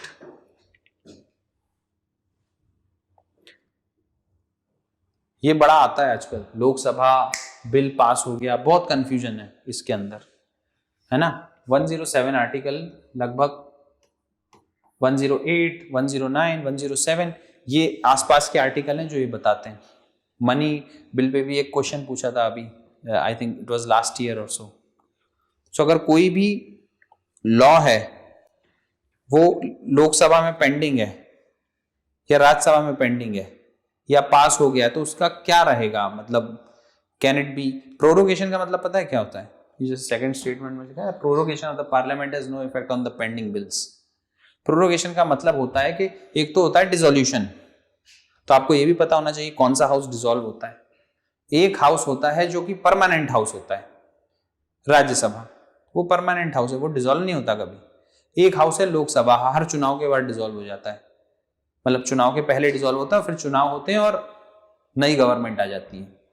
तो एक तो हो गया डिसोल्यूशन ऑफ द हाउस, और दूसरा provision क्या हो गया? प्रोरोगेशन। प्रोरोगेशन मतलब temporary suspension of the house, मतलब मीटिंग चल रही थी कि अब 1 महीने तक के लिए मीटिंग रद्द, for whatever reason, pollution बढ़ गया है, ठंड बढ़ गई है ना, आतंकवादी हमला हो गया है, तो उन सब में क्या हो जाता है, हाउस को आगे बढ़ा देते हैं। सिमिलरली स्पेशल सिटिंग भी बुला सकते हैं हाउस की, प्रेसिडेंट चाहे तो स्पेशल सिटिंग बुला सकता है हाउस की कि भाई आओ, और उसी तरह से प्रोरोग भी होता है। कहने का मतलब है temporary suspension of the proceedings of the house. अगर टेम्परेरी सस्पेंशन हो जाता है तो जो भी बिल पेंडिंग वहां पर हैं वो लैप्स हो जाएंगे क्या? दोबारा पूरी प्रोसेस करना पड़ेगी क्या? अरे क्यों भाई, मान लो लैप्स हो गया है, अब इतना सारा पेपर वर्क हुआ, इतनी सारे लोग लगे उसमें, और वो बिल बना, मिनिस्टर ने भी हेल्प की, नीचे क्लर्क के ऑफिस ने हेल्प की, इतनी सारी प्रिंट करवाई, देश का पैसा खर्च हुआ, और जस्ट बिकॉज पार्लियामेंट 1 महीने के लिए काम करना बंद करे या प्रोरोग हो जाए तो वो बिल लैप्स कर दोगे क्या? सिंपल लॉजिक है यार, ऐसा थोड़ी करोगे। डिसॉल्व हो गया तो इट्स अनदर थिंग, उसके प्रोविजन दिए गए, उसके प्रोविजन। अब 2 हाउस है इंडिया के पास, ठीक है, मान लीजिए राज्यसभा ने उसको पास कर दिया, हाँ, लोकसभा ने नहीं किया है और हाउस डिसॉल्व हो गया, अब क्या करोगे? तो भैया नई लोकसभा आ जाएगी, वो पास कर देगी, राज्यसभा ने तो कर दिया है। अरे उसको, राज्यसभा तो परमानेंट हाउस है ना, तो लैप्स क्यों करना है बिल को? राज्यसभा ने कर दिया है ना, नई पार्लियामेंट आएगी, नई लोकसभा आएगी, वो कर देगी। पर अगर लोकसभा में बिल पास हो गया है या फिर लोकसभा में पेंडिंग है और राज्यसभा ने पास नहीं किया है, राज्यसभा में भी पेंडिंग है, और उस समय डिसोल्यूशन हो गया तो फिर वो बिल लैप्स हो जाता है। क्यों? क्योंकि दोनों हाउस ने नहीं किया ना। अगर राज्यसभा पास कर देती तो फिर तो कोई इशू ही नहीं था, फिर तो भाई या तो आप कर दो या अगली लोकसभा कर देगी, बिल लैप्स नहीं, क्योंकि बहुत लंबा प्रोसीजर है सारे लोग। But if it is pending in Lok Sabha या फिर if it is passed by Lok Sabha also और राज्यसभा ने उसको हाथ भी नहीं लगाया है अभी, इट इज जस्ट पेंडिंग, अभी वो फाइल होके पड़ा हुआ है कि सर इस पे बात करनी है, अभी तो ये है, it is pending. So in that moment the bill lapses, क्योंकि लोकसभा चली गई ना, अब जो नई लोकसभा आएगी क्या पता वो नया बिल लाए, क्या पता उसमें चेंज्ड प्रोविजन लाए, और उस प्रोविजन को जो पुराने बिल में थे उसको राज्यसभा ने भी हाथ नहीं लगाया, राज्यसभा ने भी उसको पास नहीं किया।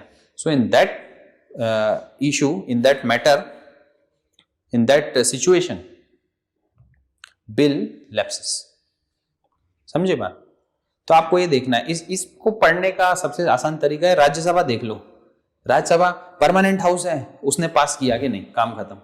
अगर उसने पास कर दिया है तो वो बिल कहीं नहीं जाएगा, अब आप हाउस को भी डिसॉल्व करवा दो भले ही, प्रोरोग में तो वैसे ही कहीं नहीं जाएगा, वो डिसोल्यूशन में भी कहीं नहीं जाएगा अगर राज्यसभा ने पकड़ लिया है उसे तो, क्योंकि एक ना एक हाउस तो पास करे ना यार, देन तो व्हाट इज द मीनिंग? आप सारे बिलों को ला के लैप्स करते रहोगे तो it is wastage of time and money, public money, and of course wastage of time is also equal to wastage of money, क्योंकि हर एक मिनट का हजारों लाखों रुपए लगता है पार्लियामेंट चलाने का। Original jurisdiction of the Supreme court, article 100 and I think 45 और समथिंग 39, कौन सा है? 129 तो it's a court of record, 143 is presidential reference, तो आई थिंक दिस इज 145। अब जो ओरिजिनल जुरिस्डिक्शन है, ओरिजिनल जुरिस्डिक्शन क्या होता है?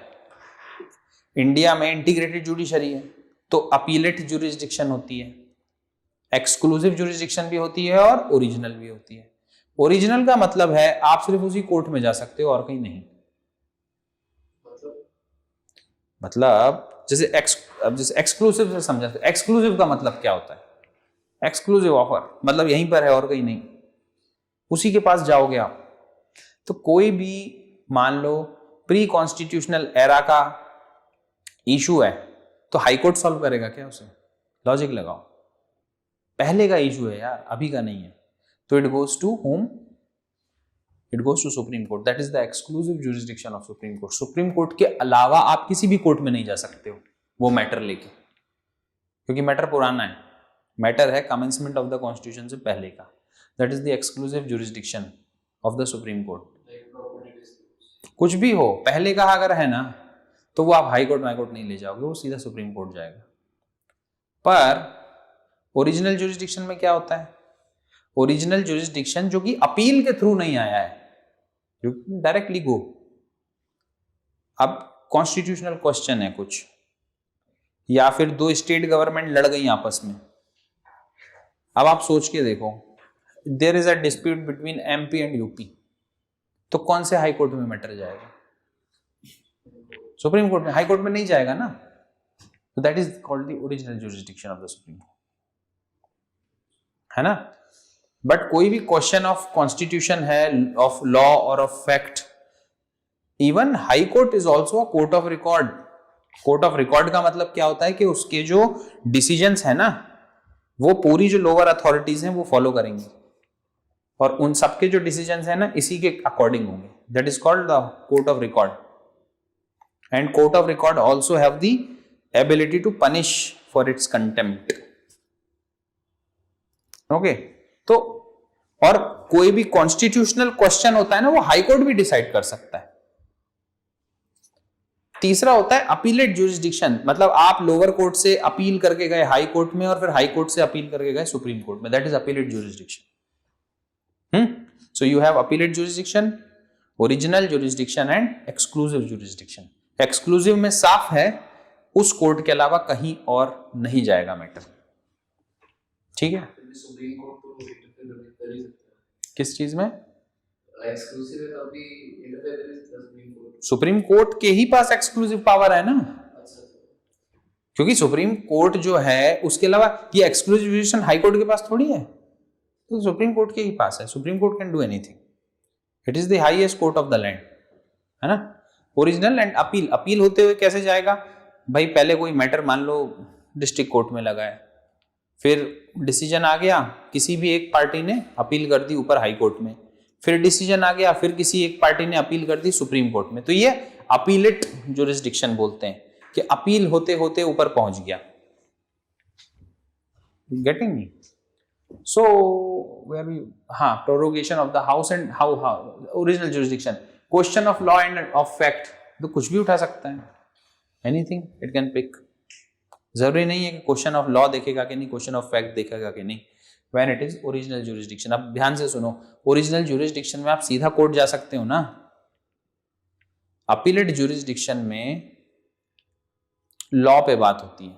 मान लो कोई मैटर है, क्रिमिनल मैटर है, उसका डिसीजन हुआ लोअर कोर्ट में, फिर दोनों में से एक पार्टी, या तो स्टेट या फिर अफेक्टेड पार्टी, वो कहाँ पे गई, हाई कोर्ट, ठीक है। फिर वहां पे कोई डिसीजन हुआ और फिर वो अफेक्टेड पार्टी कहाँ पे गई, सुप्रीम कोर्ट में।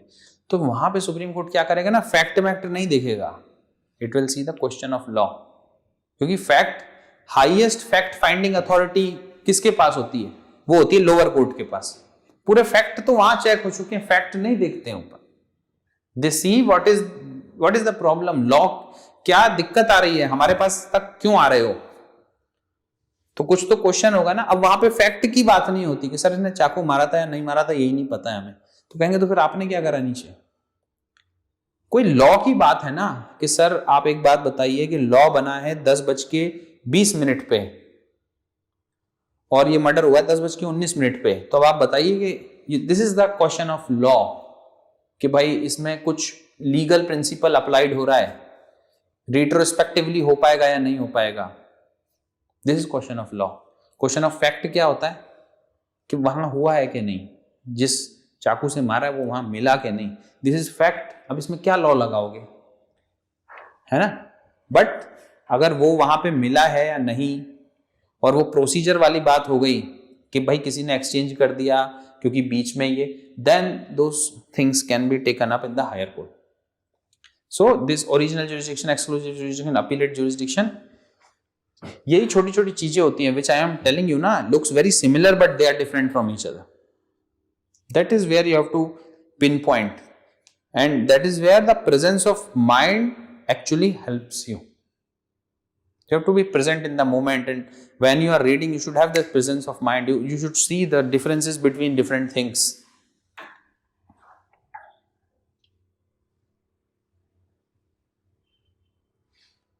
अब देखो ये इस तरह के फैक्चुअल क्वेश्चन भी यूपीएससी पूछ रहा है आजकल। बहुत सारी जगह प्रेसिडेंट रूल अप्लाई हो रहा है। इंडिया में नेशनल इमरजेंसी कितनी बार लगी है, आर्टिकल 352 का यूज इंडिया में 356 और 360, ये 3 तरह की इमरजेंसी है। एक प्रोक्लेमेशन ऑफ इमरजेंसी जिसको बोलते हैं नेशनल इमरजेंसी, अलग अलग ग्राउंड्स पे लग सकती हैं, है ना। इंटरनल डिस्टरबेंस पे लगती है कि नहीं, ग्राउंड पहले था बाद में चेंज हुआ है, क्या हुआ है, this is what you have to see. External aggression या वॉर, दोनों में डिफरेंस है। 2 वर्ड क्यों लिखे, वॉर का मतलब होता है आप और मैं दोनों लड़ रहे हैं, एक कंट्री दूसरी कंट्री दोनों लड़ रही है। एक्सटर्नल एग्रेशन क्या होता है, वो कंट्री ने आपके ऊपर चढ़ाई कर दी, आपने कुछ नहीं किया था, है ना। ऐसी कोई भी सिचुएशन आती है तो नेशनल इमरजेंसी लग सकती है। बट इसका मिसयूज होता है क्योंकि एक वर्ड और दिया हुआ था, इंटरनल डिस्टर्बेंस।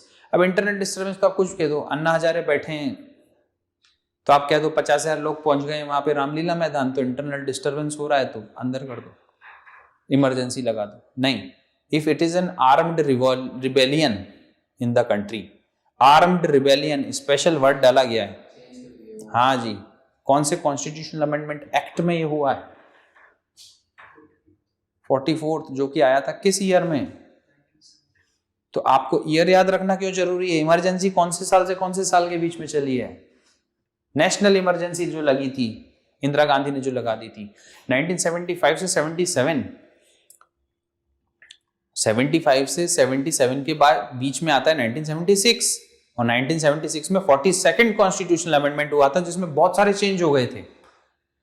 और उस बहुत सारे चेंजेस को जब इमरजेंसी हटी 1977 में, उसके बाद 1978 में बहुत सारे चेंजेस को वापस किया गया था। और उनमें से एक ये है, एक ये नया प्रोविजन बनाया गया कि भाई इमरजेंसी तो आप ऐसे लगा देते हो, ऐसे थोड़ी होता है। तो क्या करेंगे, जब तक आर्म्ड रिबेलियन नहीं हो रहा है देश में, क्योंकि इंटरनल डिस्टर्बेंस तो बहुत वेग वर्ड है ना, कुछ भी होगा आप ऐसे तो इमरजेंसी लगा दोगे। और दूसरी बात, सीधा प्रधानमंत्री नहीं लगा सकता इमरजेंसी, कैबिनेट वर्ड का यूज पहली बार हुआ था उसमें। The cabinet, the council of minister word has been used over and over again because it's a parliamentary form of government. तो काउंसिल ऑफ मिनिस्टर वर्ड तो यूज होता है कॉन्स्टिट्यूशन में, बट कैबिनेट यूज नहीं हुआ था। बट उस constitutional amendment act में जो चेंज हुआ 1978 में, उसमें कैबिनेट वर्ड का इस्तेमाल किया गया। Cabinet word simply means council of minister के जो सीनियर मेंबर्स हैं, कैबिनेट मेंबर्स हैं, जो कैबिनेट पोस्ट होल्ड कर रहे हैं, दोज आर कैबिनेट मिनिस्टर्स। तो उनकी रिटन परमिशन और उसमें सबसे नीचे प्रधानमंत्री के साइन, वो ले जाके देंगे प्रेसिडेंट को। President will impose the national emergency. उसके बाद बस हो गया कि और भी प्रोविजन है कुछ? पार्लियामेंट का इन्वॉल्वमेंट है कि नहीं इसमें? लॉजिकली सोच के देखो, कोई भाई प्रधानमंत्री, उसका मन किया उसने इमरजेंसी ठोक दी, कैबिनेट मिनिस्टर भी तो उसी के भाई बंधु है ना, सब दोस्त हैं आपस में, एक ही साथ काम कर रहे हैं, सब ने लिख दिया कि हमारा मन कर रहा है 25 दिसंबर से लेके अगले साल के 25 दिसंबर तक। ऐसा होता है क्या? कोई तो चेक पॉइंट होगा, कोई तो लिमिट होगी। या तो आर्बिटरीनेस नहीं होनी चाहिए ना, अनरीजनेबल मेरा मन किया कर दिया। या फिर कोई भी पॉलिटिकल पार्टी अपोजिशन में जो है वो बहुत बड़ा मूवमेंट करने निकली है, तो आप इमरजेंसी ठोक दो, क्या जा रहा? हो गया, इमरजेंसी है, अब आप नहीं जा सकते रूट पे, तो उनका बेचारों का पॉलिटिकल मूवमेंट ही मर गया पूरा। तो इस केस में क्या करा जाए? कुछ तो लिमिट होगी, तो वो लिमिट लगाई है कि 1 मंथ जो है, उसके बाद पार्लियामेंट में वो जाएगा, पार्लियामेंट कन्वीन होने के 2 वीक के अंदर वो उस बिल को आपको पास करना है, 6 वीक के अंदर सॉरी आपको उस बिल को पास करना पड़ता है। तो एक्चुअली प्रोक्लेमेशन ऑफ इमरजेंसी जो है, it has to be passed by both the houses of the parliament by special majority. 1 महीने। हाँ जी, नहीं तो, और वो भी घटाया गया, पहले वो 2 महीने था, वो अब 1 महीने कर दिया उसको। ठीक है, so these are little provisions which are given.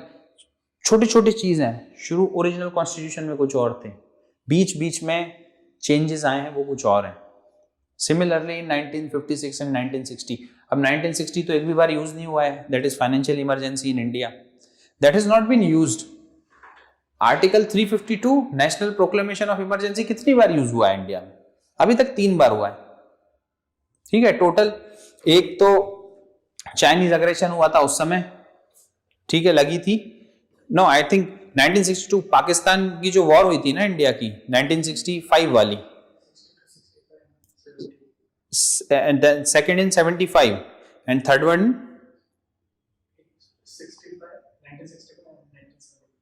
1975। सो 1962 में पहली बार, 1965 में दूसरी बार एंड 1975 में तीसरी बार। ये 3 बार इमरजेंसी लगी है इंडिया में, ये वाली नेशनल। ये कितनी बार लगी है? ये एक भी बार नहीं लगी। 360 फाइनेंशियल, ये कितनी बार लगी है? ये हर रोज लगती रहती है। ये अभी तक 134 135 से ज्यादा बार लग चुकी है, क्योंकि इसमें इन्वॉल्वमेंट हो जाता है सेंटर और स्टेट वाला।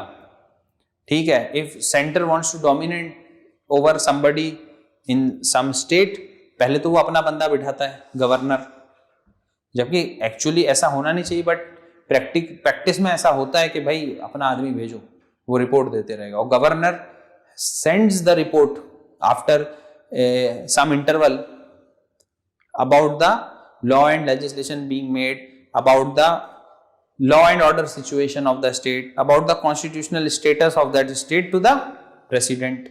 और उसी में से कोई ऐसा अगर ग्राउंड मिल रहा है आपको that the constitutional machinery is broken down, तो आप 356 इंपोज कर देते हो। कई बार 356 इसलिए भी इंपोज हो जाता है in on grounds which are not good. बहुत बार ऐसा हुआ है कि वो केस फिर कोर्ट के पास जाता है एंड कोर्ट स्ट्रक्स इट डाउन। तो मतलब जुडिशियल रिव्यू इज अलाउड। इसमें जुडिशियल रिव्यू अलाउड है क्या 352 में? मतलब आपने इमरजेंसी लगा दी, अब वो बात कोर्ट में जाएगी कि नहीं जाएगी बताइए? जा सकती है कि नहीं जा सकती है? मतलब जुडिशियरी उसको रिव्यू करेगा कि नहीं कि ये decision, the decision which has been taken, okay, that was according to the law और नॉट। सो जुडिशियल रिव्यू आजकल everywhere it is allowed, national emergency हो, फाइनेंशियल इमरजेंसी हो या 356 वाली इमरजेंसी हो। तो several times UPSC also asks you about the factual information in a question paper. भाई ये इतना बड़ा टॉपिक है ना, बार बार लग रही है, तो आपको पता होना चाहिए ना कहां पे सबसे ज्यादा लगी, किस स्टेट में लगी नहीं। अब आप देखिए क्या है, president rule was imposed in Patiala and east Punjab state union territory for reconstitution purposes in 1949। तो ये सिर्फ नहीं है, इसके अलावा भी और बहुत सारे हैं। देखिए आपके आंसर में लिखा है, this is question number 14। President rule has been imposed in 4 previous states. ये रीऑर्गेनाइजेशन ऑफ स्टेट हुआ था ना, उससे पहले की बात है। स्टेट जैसे अभी दिखते हैं वैसे नहीं थे, अलग अलग थे। अभी जो दिखते हैं वो लैंग्वेज के बेसिस पे लिंग्विस्टिक रीऑर्गेनाइजेशन हुआ कि तमिल वाले एक तरफ चले गए, तेलुगु वाले एक तरफ चले गए, इस तरह से। बट पहले के स्टेट थोड़े से अलग थे। President rule has been imposed in 4 previous states for their reconstitution, that is Vindhya Pradesh, Patiala, east Punjab state union and Andhra state, Travancore and Cochin in these years respectively. इतनी सारी जगह पर इंपोज हुए थे। All these cases did not face any interference from the judiciary as the imposition of the president rules impermanent for only the reconstitution. काहे के लिए करा था? For only for the reconstitution purposes which was necessary at that time. अब देखिए statement 2 क्या बोलता है, president rule has been imposed only once in Uttar Pradesh. Uttar Pradesh में 10 से ज्यादा बार हुआ ही। उत्तर प्रदेश में तो कभी भी लग जाता है। लड़ाइयां हो गई, कॉन्स्टिट्यूशनल मशीनरी ब्रेकअप हो गई, गवर्नमेंट नहीं बन पाई। सबसे बड़ा तो बाबरी मस्जिद वाला उस समय लगा था, है ना। So second statement, Manipur and Uttar Pradesh are the states where president rule has been imposed for a maximum number of times, 10 times in both states. Along with Uttar Pradesh, it is the Manipur where अभी भी डिस्टर्बेंस चल रहे हैं मणिपुर में, है ना। तो आपको ये चीजें आपको देखने लायक है कि मणिपुर में इंपोज हो रहा है, कौन से दूसरे स्टेट में। अच्छा मणिपुर है, उसी के आजू बाजू सिस्टर स्टेट्स हैं, बाकी स्टेट्स भी हैं, वहां क्यों नहीं हो रहा है ऐसा? ये मणिपुर में ही क्यों इशू हो रहा है? और ये जो बांग्लादेश वाला असम इशू हुआ, असम अकॉर्ड, ये असम में ही क्यों हुआ? अरे भाई मैप में तो ऐसे दिखते हैं ना कि सब आजू बाजू में। तो अरे यार, तो बांग्लादेश से असम में क्यों चले गए? बंगाल में आ जाते या अरुणाचल में चले जाते। सिटीजनशिप एक्ट 1985 में प्रोविजंस डाले गए कि जो 1971 के मार्च महीने से पहले इंडिया में आए हैं उनको तो सिटीजनशिप दे दी जाएगी, बट जो 1971 के बाद 1971 कट ऑफ रखा है उसके बाद जो आए हैं उन्हें नहीं दी जाएगी असम में। तो असम के लिए क्यों करा ऐसा? बंगाल के लिए क्यों नहीं करा? सब तो आजू बाजू हैं, आप असम से धीरे से निकल के चले जाते हैं ना कहीं, असम में क्यों? So all these things you have to pay attention to. Manipur क्यों? मणिपुर और उत्तर प्रदेश, मणिपुर के आसपास इतने सारे स्टेट्स हैं, उनमें क्यों नहीं? ठीक। Third statement is president rule has never been imposed in Chhattisgarh, modern state of Chhattisgarh and Telangana. ये तो 2014 में बना है। तेलंगाना 2000 कितने में 3 में बना था छत्तीसगढ़। तो इन स्टेट्स में प्रेसिडेंट रूल अभी तक इम्पोज नहीं हुआ है। तो ये some little bit of factual information you should also know about, क्योंकि UPSC can ask any time. इसमें ऐसी कुछ इंफॉर्मेशन मिले ना, just write it in a piece of paper somewhere, कहीं पर अपने नोट्स में धीरे से लिख के रख लिया करो। ऐसे फैक्ट्स फिगर्स, खास करके इकोनॉमिक्स में इफ यू सी वो मैप्स के क्वेश्चंस और वो सब जो रहते हैं ना अपने economic survey, where it tells you कि यार इंडियन इकोनॉमी में जो प्रोडक्शन किसी भी चीज का, फॉर एग्जांपल मैन्युफैक्चरिंग, ये कैसे दिखा रहा है, ये कैसे दिखा रहा है, यहाँ पे ईयर है 1950, ठीक है, यहाँ पे ईयर है 1975, यहाँ पे ईयर दिखा रहा है 2000। तो ये सारे मैप ना आप बना के रख लिया करो। और ये बता रहा है लेवल ऑफ, ये बता रहा है प्रोडक्शन, ये सारे मैप, छोटे छोटे डेटे कहीं पे मिले ना, जो कि, और previous year question tells you which kind of data is important, not all data is important. Okay, if you see the economic survey, it will have so much of data. Not everything is important. Only the things which you have to pick up, you can get intelligent about it from watching the previous year questions. This is important. Similarly, these kind of data are very important. They come handy in solving the question. If no question comes on this, it will be used in your mains exam. Any question comes related with Article 356, and if you write that in the modern state of Chhattisgarh and Telangana, never it has been the case where the precedent rule has been imposed, but it is imposed in Manipur and Chhattisgarh for more than 10 times. So it will put a better impression on the other person that the candidate or the student has prepared something. You know, his preparation or her preparation is really very good. So this is how things work. Consider the following statement with reference to pardoning power in Indian Constitution. Pardon, छोड़ देना किसी को, जा, इस तरह से pardoning power. तो इसमें वो respite है ना, 5-6 अलग अलग वर्ड हैं. Pardon is not the only. So what is the meaning of all those things? कौन सा ऐसा केस होता है जिसमें टोटल एक्विटल हो जाता है कि छोड़ दिया भाई, यू कैन गो? कौन सा ऐसा केस होता है जिसमें सजा कम होती है? कौन सा ऐसा केस होता है जिसमें सजा का नेचर चेंज होता है? For example, a death sentence has been overturned to life imprisonment. Okay, और if there was a death sentence of let's say 10 years, it has been reduced to 5 years on the grounds. तो वो जो the legal terminology which has been given, pardoning, respite, everything, you need to study that and study very closely. So pardoning power, governor cannot pardon the death sentence. Of course, this is true.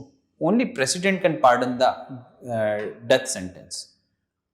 Anybody gives the death sentence, it goes to Supreme Court.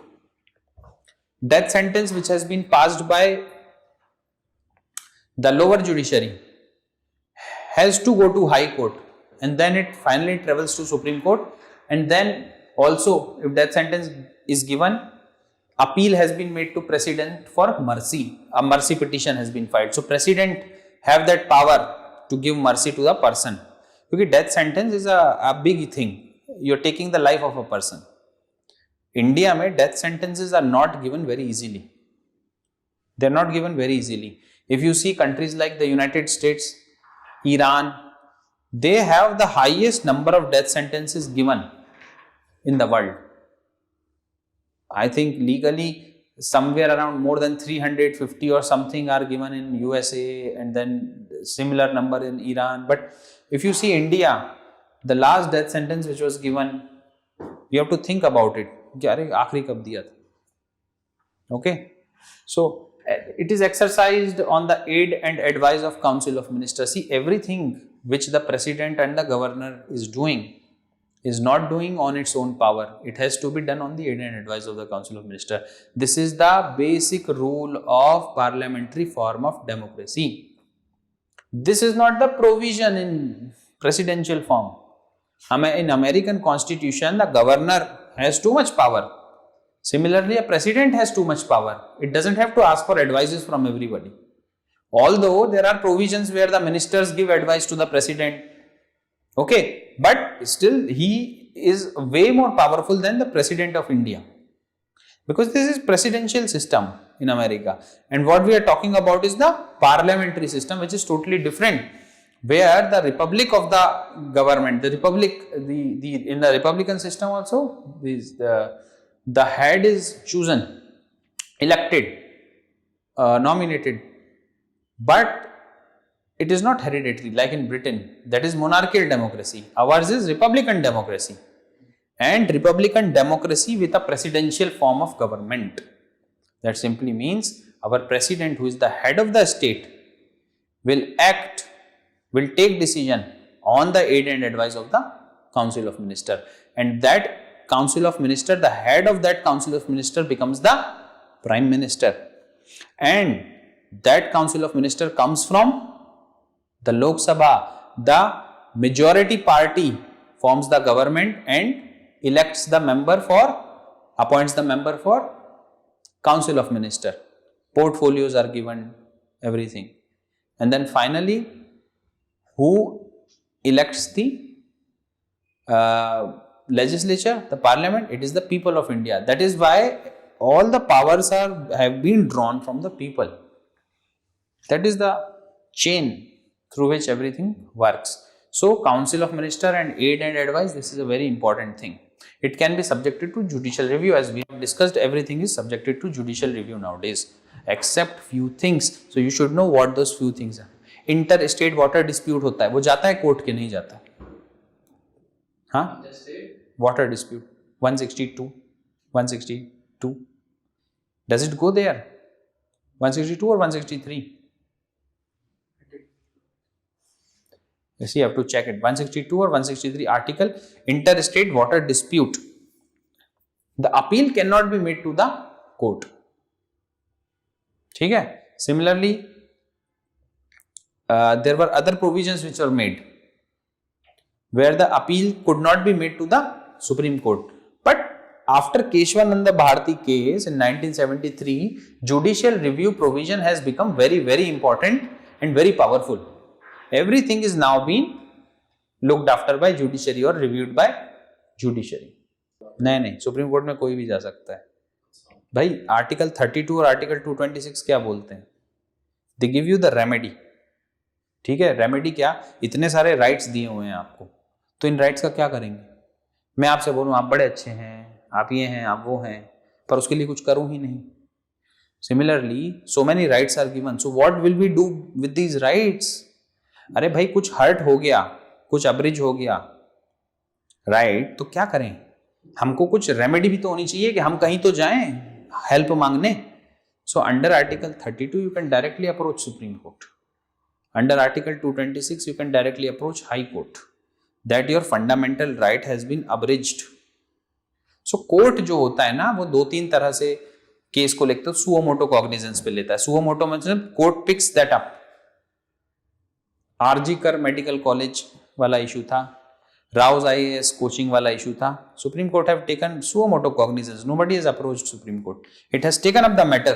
Okay, bring it here. What's going on? Nobody has to go and appeal. Similarly, then the other way of approaching the court is anybody, any organization. Amnesty International, for example, it approaches the Supreme Court. Okay, Naz Foundation, it has approached the Supreme Court. So many, Naz Foundation judgment you will see. And individuals can also approach Supreme Court. Keshwananda Bharati, he was an individual, approached. Shaira Banu case, she approached court. So individually you can approach. Okay, organizations can approach, body of individuals can approach, anybody can approach. It is the question of approaching. Everybody is allowed to approach. So, okay, this is the baseline test. So, we have discussed the important elements of how to solve the question paper. And with this, you just give these OMR to me, and those online ones will also give, so that I can assess, and then we can actually sit down to see कि आपने क्या करा है, कैसे करा. बाकी आपके number आपको पता है ना, चेक कर लिए ना, तो उस पे वो लिख लो आप. The next time you come, you bring all these things with you. Your question paper, your OMR of no use, just for practice, but you know the number, the marks, where you have made the mistake. Okay, just keep it with you, and the next time you come here, you bring that thing with to me, and we will see what we can do. Okay, thank you much for joining me, everybody online also. we can then now, whenever the time permits, we will sit in one-to-one session. Thank you very much.